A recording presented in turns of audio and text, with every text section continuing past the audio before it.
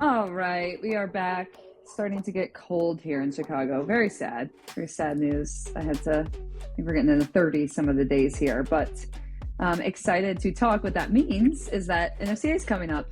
So we're getting close to Thanksgiving, and Thanksgiving's late this year. So the Thanksgiving to NFCA turnaround is right next to each other. Yes, and I think we're all really excited about NFCA this year for lots of reasons, but one is that Ashley is speaking on the main stage about pitching. And so we thought maybe we would just talk a little bit about, I think maybe like what our goals are when we speak at things like that. Obviously, we put out a lot of information, whether it's this podcast or clips that we post on social media, things that we put on YouTube. It's not that we're not always sharing, but really when we get the opportunity, and super grateful to be given the opportunity to like speak to so many college coaches and travel coaches and things like that, of kind of what we feel like is our like responsibility as these private entity people who get this opportunity and what we want to share. So maybe first, Ashley, I know obviously we're, almost a month away. So one, because I don't think anyone would do a presentation a month ahead of time, but certainly we won't do a presentation a month ahead of time. So I know under pressure. I thrive under pressure. Yeah. So I know it's not done, but maybe walk through just a kind of overview of some of the thoughts and goals of the presentation, and then we can kind of go from there. Sure. I think anytime we're doing even pitch doc, anytime we're doing a presentation, I think the first thing that I ask myself is like, one, who's the audience? What, not just like college coaches versus parents versus, that's important, but then like, how far does the audience span? It's really important that we deliver information that resonates to some extent with the entire audience. It's like, it's never, we have this goal to kind of like stay, I'm going to say it like the top of the knowledge chain, because that's our whole job, is to do that. We say like, we don't have to win any games. We're just trying to literally learn more and more and more and pass it down. And so, okay, but we don't want to get up there and talk about things in a way that people are like, what are you talking about? Or there's no way a school that I coach at with a budget of X, Y, and Z can take any of that information and make it useful. So I think that's the first thing that we usually ask ourselves is like, who's going to be in that audience? And then like, how can we make sure this message really reaches everyone? And we don't, it can. So I think beyond that, then it's mostly just of like, okay, what am I mostly spending my time talking about right now? I think early on when we did talks, maybe I would think of like, let's talk about the most, like, let's show everyone how much we know. It's like, though, that sometimes is not how you get people to hear the message. And so I think when we were talking about what would be the best approach right now, I was like, what are the conversations, whether it's in college consulting, even at the youth level, when we're talking about connecting to the college world, like, what are the conversations we're having all the time? What would really like resonate here? So obviously, since we have been spending a lot of time sort of building out data visualizations, being able to show coaches and our athletes when they get data, what that means, what it looks like. And at the college level now, obviously, a lot of these coaches, particularly in sort of like the Power 4 or 5 level, I don't know what we're calling it these days. Whatever. But that's not relevant. At that level, a lot of them have Yakkertech data, which is the in-game unit, the stadium units for in-game data. And that, opens up a whole nother world, because when we first started, I would say that we really kept the data confined to the like training space, because that's player development. It's not just data analytics. Here's the data, make decisions off of it. We're player development. We want to influence the data. But in the world that, in college consulting world, which obviously I spend a good chunk of time in, for the coaches that have both, they have data from bullpens, from training, and they have in-game, it adds an entirely new level of information of like how to maximize that athlete.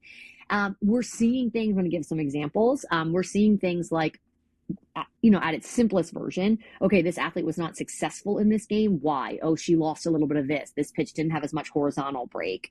Sometimes it's something like she couldn't command or change. And we know that when she couldn't do that, we can see things like that. It's maybe visible in the data really clearly. And then other times we see things like okay, the percentage of time that we threw this versus this. We didn't throw enough of this off speed, and that off speed is critical, So like this week in training, what we are going to spend our time doing is making sure she understands that tool A is not enough by itself. She has to be able to blend it with its sort of like the variability version of it, if that makes sense, right? So that's really the context that we're often talking about in the fall season, and certainly when we're helping coaches manage their athletes in season. Honestly, I just had this conversation with a youth athlete the other day. She was like, I'm not having success. I'm typically used to having a lot of success. I just changed teams. Yes, it's a higher level of play, but like something just doesn't feel right. And we didn't have her in-game data, but we pulled up her data, and I asked her to tell me the percentage of time she's throwing things, and essentially that's the example I just gave. She was not relying on this off speed enough, and it plays a significant role for her for a variety of reasons. So we just explained, when you're keeping your pitches, when you're commanding them, holding them at this break profile and throwing them at this percentage, this percentage, this percentage. That's really very individualized. So anyway, all of that is to say that because we spend so much time really connecting, it's not just as simple as, oh, this pitch needs to have 7 inches of break. Oh, you need to have a pitch that does this and this. It's really like larger than that, of like, okay, what's the velocity of that pitch? What's the velocity of it based on its break profile? What other pitches do you throw that create variations of that pitch? It's something much larger. And so what we decided to do for the talk this year is to ask Yakkertech to give us some data on some of these concepts regarding what pitches are being effective, essentially, whether it's swings and misses, miss hits, are they being hit hard? And then kind of layering that it's not just simply when a ball breaks like this, then it's good, or it's not good, that it's so much more than that for the examples that I just gave, and being able to show and support some data. So even if coaches who are sitting in the audience at NFCA do not even have the budget to even have like a Rapsodo unit, they don't have a bullpen unit, they don't have any of that, they at least can take these concepts, right? They may not be able to measure something of like a pitch gets more swings and misses at 8 inches of sink versus 5.5. They're like, well, I have no idea if my pitcher is throwing 8 inches of sink versus 5.5, because I don't have any way to measure that. There's the reality to that. But what they might be able to see is like, okay, wait a second. I know that my pitcher, she's got a drop. Her changeup looks like this. Maybe I should add a tool that looks like that. I can't measure the break profile specifically, but that concept holds. And so that's really where we're hoping to land when it comes to this presentation, is not only to give some really objective data linking the player development training space to what we're seeing in game, but being able to expand it beyond just the simplicity of the break profile exclusively, in order for that to not only have more power for people who are measuring their data, all the way across the board from in-game down to training, but also for the concepts to resonate across the board. That's what I would kind of summarize the approach. I was Googling here a little bit on the side because I was trying to see. I saw that. I'm like, are you distracted, Krista? Is this not interesting enough for you? I wanted to see when the stadium units went up in MLB, because I think it's interesting.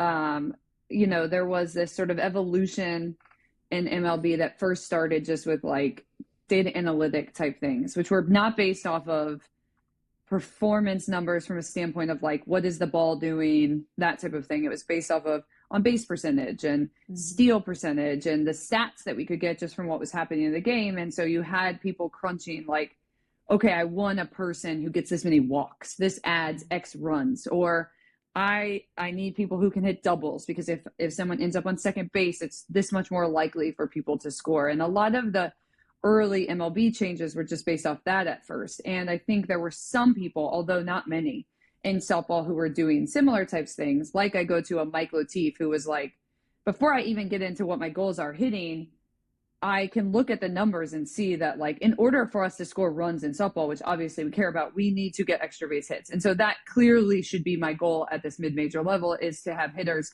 who can get extra base hits, because that increases run percentage, runs created, whatever, by X, So I think that was the first evolution in most things. And I would say softball did a little of that, probably not as much as we could have on stats like that. And then the next round in MLB came when the information became so much more, there was so much more information. So I just looked it up. It was like 2015 was, they started, but it wasn't that good. And 2017 was when TrackMan was in.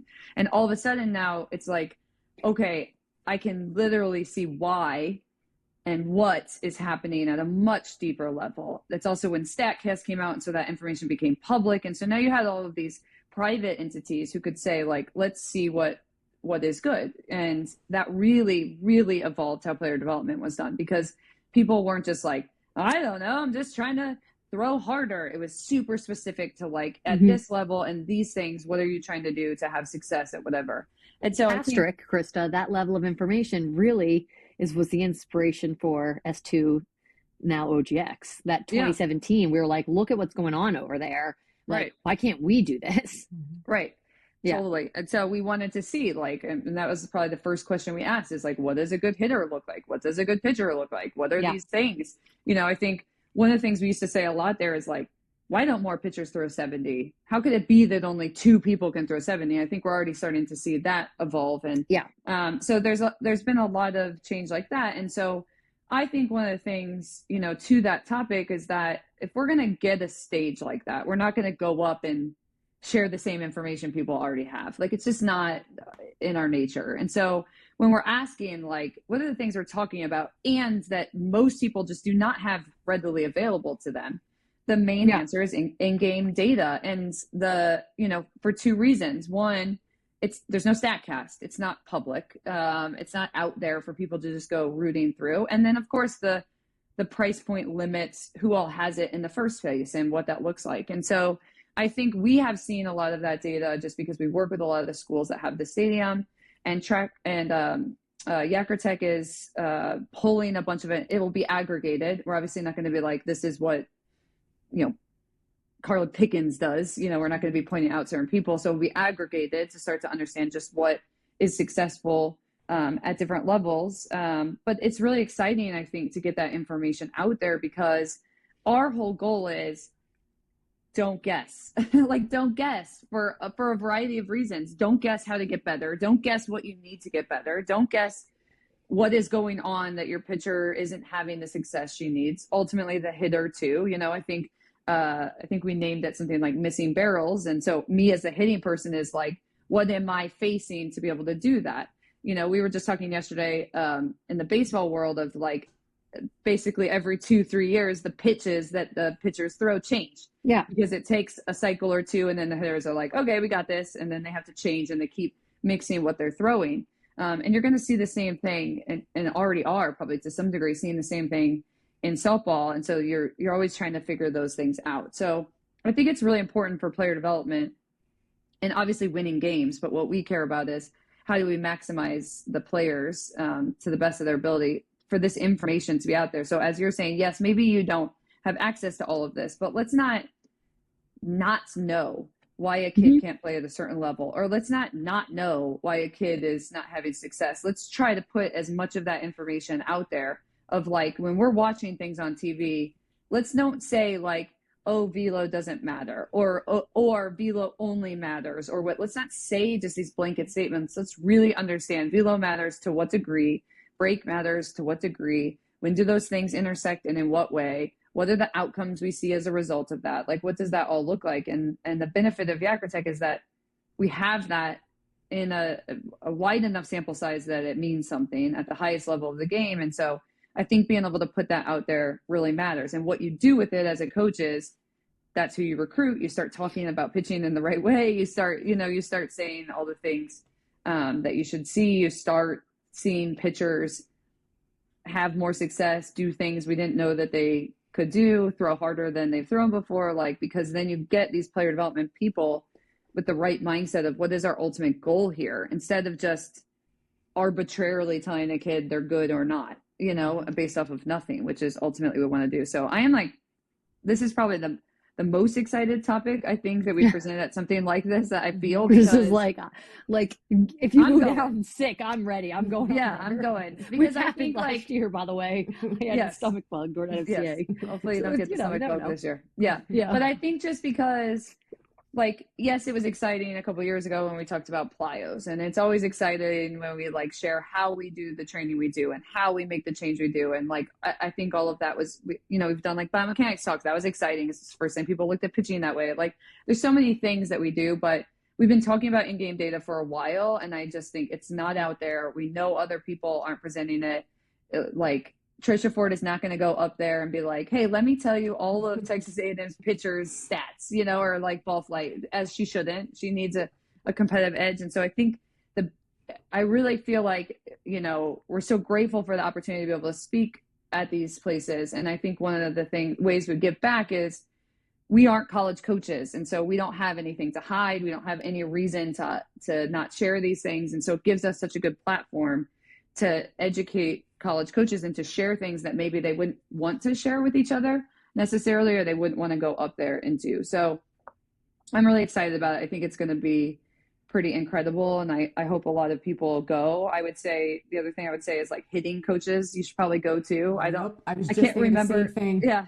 I can't remember what exactly we overlap with during that time block, but I think like obviously if what we're sharing is what gets bad hitting results, maybe figure that out as a hitting coach so that you can try to figure out why that gets bad hitting results. It's, I think the first evolution we saw in baseball was to go to the four seam and to have this, which was a backspin pitch in baseball. So it's like a rise ball for us in some ways. And and they throw it hard. It's a hard rise ball. So it's like if someone had a 94 to 98 mile per hour four seam, that was the first thing they did, because baseball swings, especially at that time, were starting to really try to go for power. And they had gotten, they didn't have flat swings to be able to get to that pitch. So you exposed a hole all of a sudden. And I think now that's switching a little bit because people are like, okay, well, we'll just figure out how to hit that pitch. So I think as hitting coaches, probably go listen to figure out what holes you're trying to fill or what holes are kind of in softball swings. And that would be the next, everyone softball and hitting and pitching are always going to just keep trying to catch up and who's ahead and who's not of the information. So I think it's a pitching talk, but I would encourage multiple sides of the game to go, because I think it's a great opportunity to see some of this data and to really understand what pitchers are doing to have success at the highest level of the game. Yeah. I think we also, the reality is we really kind of pride ourselves in being able to get the data, understand the data ourselves, and then interpret it in a way that feels very approachable for coaches. So I would say that I still think we would be foolish to sit in the OGX bubble and to think, okay, of all the coaches that are going to be in that audience, the overwhelming majority are going to be like, yes, data. There is still going to be a large percentage of coaches sitting there that are just like, I don't know any of this stuff. It's overwhelming. This is not what I've relied on in the past. And so I think I would also have a message of we pride our entire world at OGX in being able to be very approachable and understanding that there's going to be a huge spread when it comes to comfort level with reading data, understanding data, knowing how that translates. I don't think people say this about us as much anymore, but I do feel like there was always feedback of we're data nerds, which is ridiculous. We're definitely not data nerds. Sometimes I wish I was more of a data nerd, but speak for yourself, lady. Oh yeah, you're probably a data nerd. Speak for yourself. I don't think I am. I've got too much. My personality is a little too loud for that. But I closed the restaurant down with Ashley last night because we couldn't leave because of the Phillies or because of the Eagles. Eagles. Yeah, totally. I don't fit the mold. But we were just coaches, right? Both at the youth level and the collegiate level, and then went down our own journey of learning about data. And now we're obviously all the way on the other side of knowing a lot, and it continues to teach us. A couple of years ago, we weren't even seeing the in-game data, and so if someone was like, "Is this or this better?" I probably would be like, "I don't know. I don't know the answer to that." Right? But now we're seeing more and more. We keep learning, and so then we're figuring out ways. And it starts at this consulting level. We're learning how to make that information really valuable to pass it back to the coach that we're consulting with to see some results and such. And so we're essentially doing the same thing. It's like a consulting hour for an entire audience of people, but that's the idea, is not to speak over people's heads, not to make people think look how much we know. That's the kind of stuff you do early on before you're smart enough to realize that's dumb. Don't do that. Get people to understand, make the single talk, reach out to coaches who have a very high level of comfort, are in elbow deep in data every single day and making decisions based off of it. In addition to the coaches that are I'm not 1 foot in, 1 foot out. I haven't even touch that water yet, and I do think there's a way to do that. And now, will it be successful in doing that? I don't know, of course, but it is our goal always for the message to span. And I think I really do think this can, which is really cool because it is such elite level information, right? But I do think there's a trickle down effect all the way through. And I hope that there are some people in the audience who are like, I'm not a data person, that leave there thinking like, well, maybe that's not true.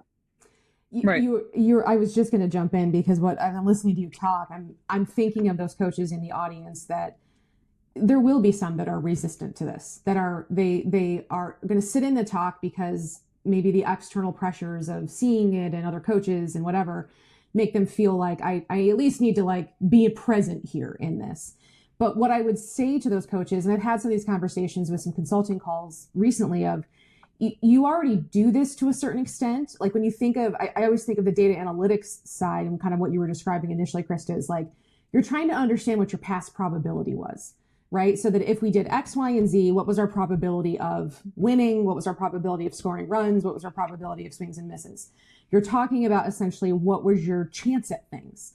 And then when I think of player development, it's how do I improve that chance, right? So how do I then take the exact same thing? So if you are, if you're a coach who is, I'm in love right now with some low tech solutions for some of these things to help coaches really understand, like, sure, you don't have the budget for Yak or Tech, but let's take a couple steps back here and figure out what on-campus resources do you have? What are some things that are super simple that you're already tracking that you just need to be able to see more clearly or at a larger scale? And also, might I just interject that we ask kids to find a way all the time. So freaking go grind it out and buy a Repsodo. It ain't that hard. So I'm just gonna put a little pressure there of like, totally. I have a really hard time when people are like, I don't have the budget. It's like literally yesterday, Ashley and I went to dinner and a coach was telling us about a coach at a lower level who did car washes to get a Repsodo. So I mean, you can find a way. Also, I would say like, Yak or Tech stadium units, that's up here, but there are some ball flight options that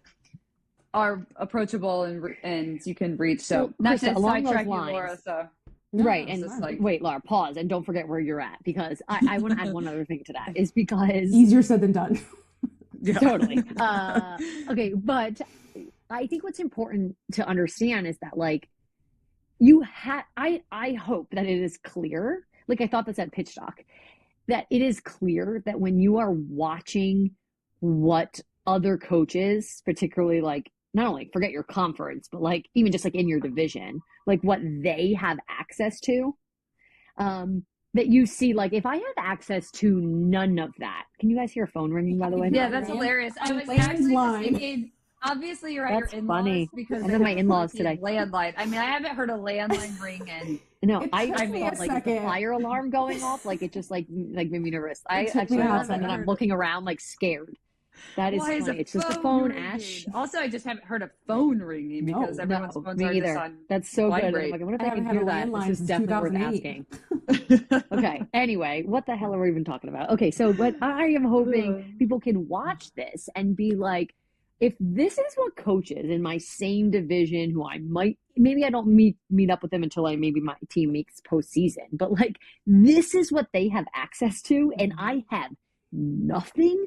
It is like, I mean, this is not a competition. So I think like there are already things that are tough to control when it comes to budget, NIL, as far as like this gap, it's specifically at like the Division I level, this gap between schools and how hard it is for mid-majors to really stay in the mix. And but I think of like, this feels like a controllable variable. Like I get it. You can't just snap your fingers and come up with a couple grand, but like you could probably make a plan for how to get it in the shortest amount of, period of time and to prioritize it, because I think that's the most controllable variable that is contributing to this huge gap of information. And I see it because we do consulting calls at the college level with coaches who don't really have access to anything outside of when we go there and what we provide them.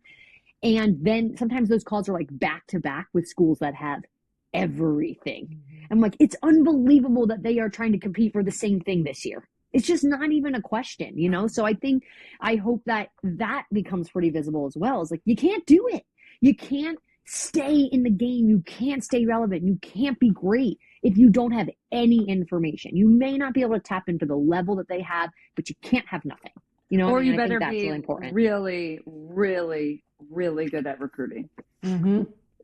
Yeah, but at this point, can you be, Krista, without any information? Like, then you at least need to understand that information to the degree that you can see the well, and data. unfortunately, if you're that good at recruiting at that level, your kids are getting stolen. I mean, they're exactly. So I just think that's really important. You have to prioritize it. But I think we see that like when we're at pitch doc, coaches at the major level are like in the audience, like ordering rep photos in the audience. We've had that 2 years in a row. So I do think that becomes clear, but I'm hoping that continues to be clear. All right, Laura, here you go. Do you remember what the hell you were talking about? I do actually. Okay. Good job, Rain. What I was saying was basically your analytics. So let me step back from ball flight for just a second. Let's just talk about like what you track in a game. You know, you watch a game and coaches have all different ways to do this. Some are, you know, a little more technological. They're using iPads. They're writing things down on pencil and paper. Like that is a place to start. And some of those conversations that I have with coaches is just like, let's just get that information in a more usable place for you. Let's just start there. And instead of looking at it just in the, you know, kind of session or silo of the game, we've just got to see how things change over time. And so your analytics, what you reflect on sort of retrospectively of your game tracking, your synergies, your, you know, whatever, what the results of the game were and those in-game statistics, it's just predicting your future probability. But player development is how the hell do I make that probability go up in every category that I want? And so then you just keep, I say just, this is easier said than done, you keep tracking those things. And then you start making these decisions of, where am I trying to influence, right? And so some of the most basic things, you know me, I'm always going to go back to fatigue and workload and health, like the most basic level of letting performance even be available for your athletes. So keep tracking what you're tracking, but decide, you know, maybe one or two things in a time period that you're going to let's just try this. Maybe we need a little bit of a change in our strength and conditioning, and let's track. We're just trying to, it's an experiment. It's literally, player development is just a big old experiment. And when you get really good at it, then you start to be able to see the buckets and the patterns and some of the predictability that, to be honest, the analytics then just support, right? Because you got so good at seeing, okay, when X, Y, and Z happens here, then I know that this change happened here. Yeah. And so you can start with what you have. And again, I take out the technology piece for just a second. I'm thinking of the coaches who may be resistant in the audience. Of like, it doesn't have to be overly complicated to start, but start somewhere. I think I've said that a million times in conversations with coaches. Just start somewhere. Just give yourself a chance to start somewhere and see what your team's capable of, or your pitchers are capable of, whoever it is. And then you're just trying to influence that probability the best you can in the ways you can leverage in the moment.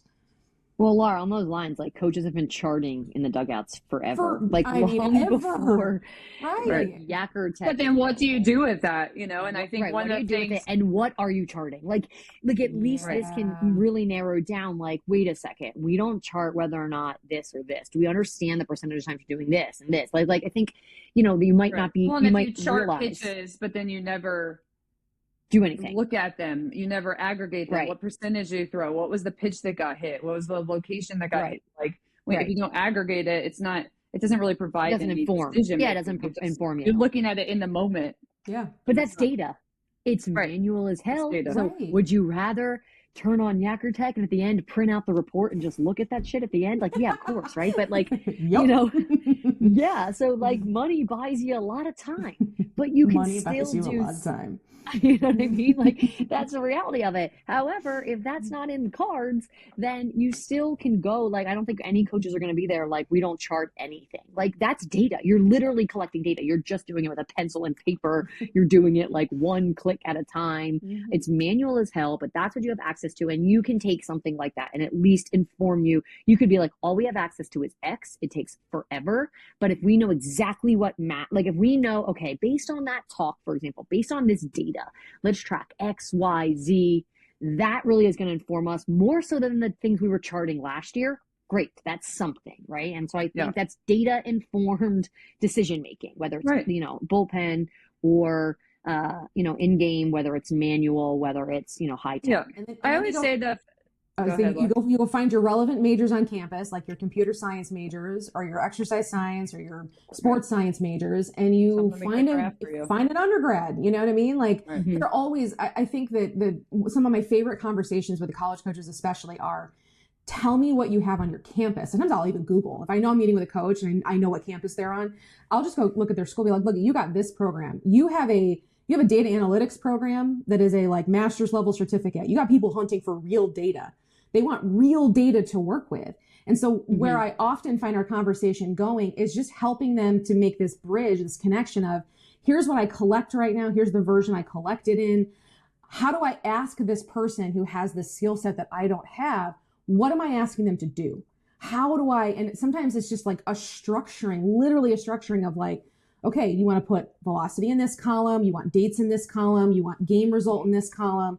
It's as simple as that sometimes. And then it's handing it to a person that can scale that for you, right? And if you're a college coach, you've got resources on your campus. You have undergrads who would love to have real data for their portfolios that will, connect with those programs, because having actual data and having real data to go back to a human being to have to interpret is such a skill for them, right? It's not just here's the data. It's let me tell you all the, kind of contextual pieces of that data. It's like connect with those people. They can be such helpful additions to that process. Yeah. I was going to say, I always think of like the biggest baseball change when all of this information first came out was not like, yes, there were changes in programming. There were private entities changing how they maximize players. There was all of these things happening, and that has happened definitely. But the very first change that happened was people were like, a 2-seam at 92 doesn't work. It gets hit. Like the main pitch, which we have been throwing for years, is not, because it's the main pitch that we have been throwing for years, is not as effective as we think it is. And so literally the organizations that were just like, we're going to go find people who either already have or have the capability to throw a 4-seam fastball. We're going to find those people. They're going to throw it at 80% of the time instead of 5. And that was it. That was the change. Like, and what that clarity allows is a couple of things. You have more success. You do get better. Those people probably also threw harder as a result of that, because their goals and what they were trying to accomplish was so clear. There wasn't like I don't know why I'm getting hit. I don't know what's happening. I don't know what I'm chasing. I don't know what I need to do to success. It was like, you need to be able to throw this freaking pitch at this velocity in this part of the zone. And if you can do that, you're going to have more success this year. We're going to throw it at X% of the time. So all of a sudden, those people, your focus as a coach becomes on, are they executing that, and workload. And now all of a sudden, that person who has a very clear target also throws harder. Also, their off speed becomes better because they cut another pitch that they're just, throwing for just to waste throws. Like, it just becomes so much clearer. So I think it doesn't necessarily, obviously then you get another edge if you're also the person and you also have the knowledge of how to develop that pitch or how to do things that then, increase it. But the very first thing isn't even that. You don't even necessarily have to be that. Just giving someone clarity on what is going to make you successful and what is going to do that. And I think we're going to give, hopefully, a very high version of the types of pitches that have success at the highest level. And so if you have ball flight, you can kind of see if your pitchers are able to even do that, or what are you chasing or whatever. But to the extent you don't, and there is that conversation, I think even to what you're saying, Laura, is like, if I track all the pitches and then I'm like, oh my God, now that I look back on games where we threw curveball 50% of the time, that was bad.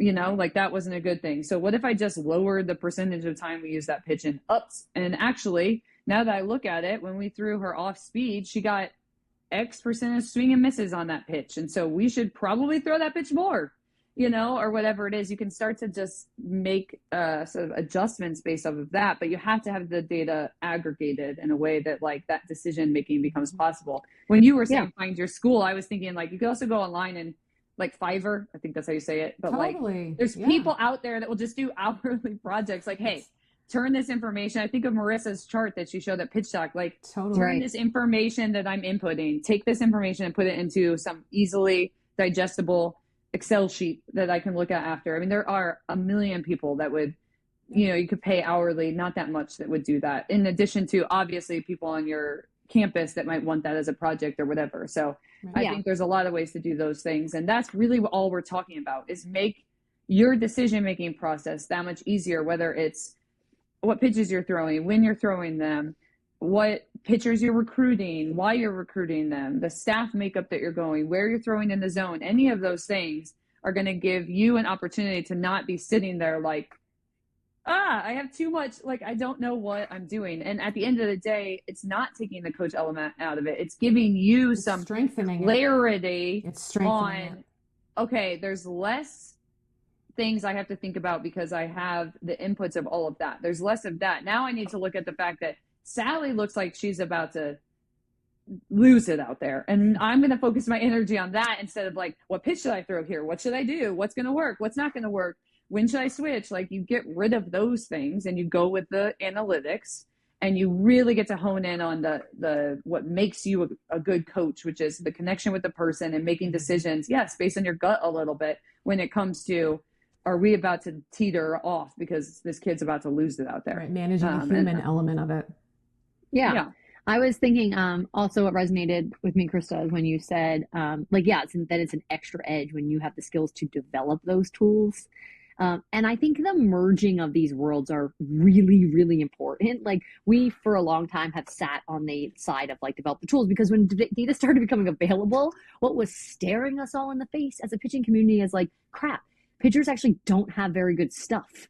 Yeah. Like, we got these initial thresholds of like, when you can break the ball down at this many inches, when you can break the ball up this many inches, horizontal this, and we're like, oh my gosh, the overwhelming majority of pitchers out there are not able to do this. Like, we need to spend our energy on like understanding how to actually grow tools and make tools. And then we are seeing a shift in that. I mean, we absolutely, across the board are seeing a shift. We have pitchers out there doing these things. This information is available. Throwing harder, more break. Throwing harder, more break. The youth level is still coming along just because of all the external variables that come along with like high school travel ball, etc. But like at the college, what? Being tired. Being tired and being like physically abused, basically. So anyway, side note.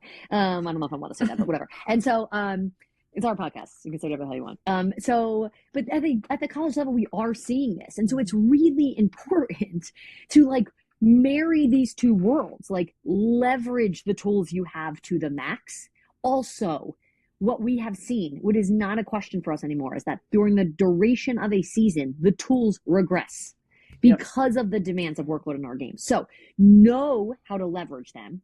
Also know how to identify when those tools are regressing. And it's like, it's not about leveraging them. It's about keeping them afloat.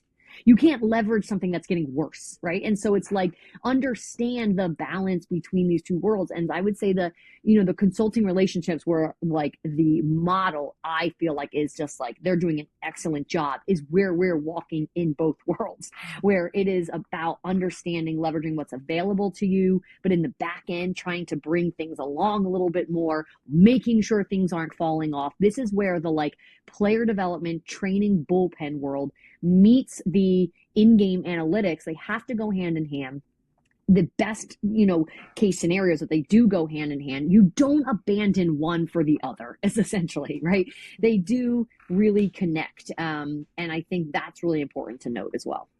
I think this is a very strong argument for stop telling pitchers they got to be all the things. Right. The number of times we have kids that come in that have, 6+ pitch types, but we know that they don't actually have those pitch types because they've just been told they have those pitch types. Right. I think of this conversation we had yesterday about, the puberty transition and where we're losing pitchers in that transition because we are in the youth world not doing a great job of educating and ushering them through that really, just chaotic process. Like, Krista, what you said yesterday when we were talking about how, boys get better post-puberty, right? Testosterone's a hell of a drug. And then you said girls objectively get worse. And it just like resonated with me. Like, we are not ushering them through that process in a way that either preserves them or supports them in that transition. And then we're telling them, and then you got to do all these things. You have to be the single person who throws every inning, who has every tool. You have to do all these things. And the level of like internal pressure and then outward anxiety we see from these kids is like, they're just Laura, like, I have to stop you there for a second. Are you trying to bait me into bringing back up that 11-year-olds obviously don't have a craft? I actually was not. Do you want me to lean in like I did a few weeks ago that set the world on fire? Basically, yeah. Okay, but this is what you're connecting to, right? Is that like, the information we're about to present to the college world is so important for everyone to know, but it's also important to know at the youth level as well, because let's go back to that conversation of the craft for 13 seconds and then please let's stop after that. But like, but basically what we're saying is like, that's the craft we're referring to, right? Yeah. And so this is a craft that can only be discussed at the collegiate level. You know, like maybe 17, 18-year-olds have a little bit of it, but like 17 to, you know, and above, maybe 17. And so it's like, this is what we're talking about. It's not only having the tools, it's the variability, it's the leverage of them, you know, and we're trying to coach our athletes at the youth level to just have a tiny bit of that, to understand the concepts and to just like have a good tool or two, you know, like we're preparing our OGX youth level to just have a baby version of that in reality, knowing that at the college level, it's got to be even more. And so this is really where that conversation. It's such a crazy thing. I don't know. I'm sure this exists in all sports because like, I know it does, but like, I was just thinking when you're talking like Tanner Hawk, I think that's how you say his name. He's on the Red Sox. He went to my high school, so he's much younger than me, but he went to my high school. And I saw him pitch in high school, and he was above average. I mean, he was definitely like, I think he got drafted pretty early or whatever. Like he was above average, but he certainly wasn't what he looks like on TV. Right? He wasn't even close to what he looks like on TV right now. Like if he threw like he did with the Red Sox, he would have been. I mean, no one would have ever touched the ball in high school. And like I went to games in high school where he threw and got hits and lost. Mm-hmm. Like I don't that. My high school didn't like win the state tournament because of him. Like it just was like, that just doesn't happen. And so I just think what an absurd, like that just makes no sense. Yeah. So we're like talking about trying to set these kids up to develop a tool or two that are going to work at the next level, what that looks like. Yep.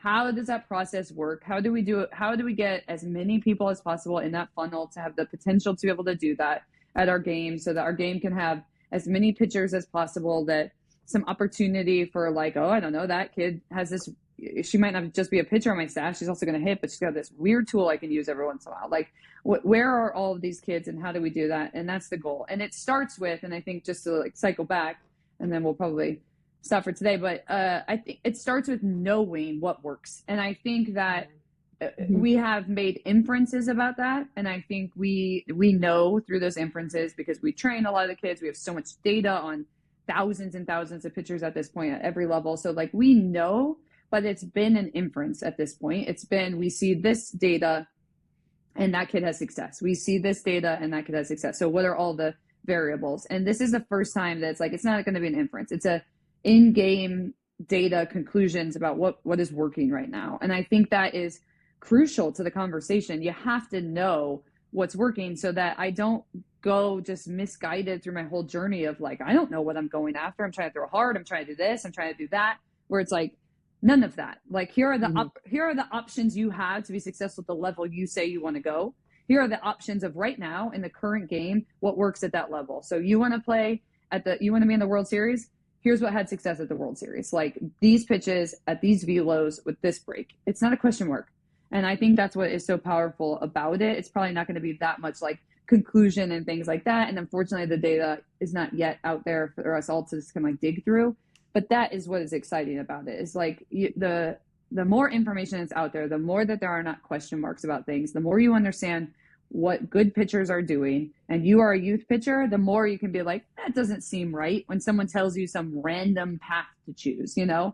And ultimately that's what we're about. We want women to be the best versions of themselves. And the only way they're going to do that is if they're empowered with the information and with the ability to lead that journey. So that kind of in a nutshell is why I'm so excited about the presentation, because I do think for all the frustration, and you can get lost in the weeds of like, how do we even begin tackling this thing? But one of it is like the knowledge source can't be just an opinion of random people and you're trying to figure out whose opinion to listen to. It's like there has to be a knowledge source that is objective. And this is it. It's really understanding what works. And I think that is what we're striving for. And it's not to listen to us. Right. It's we listen to that, you know, ultimately. Listen to the data.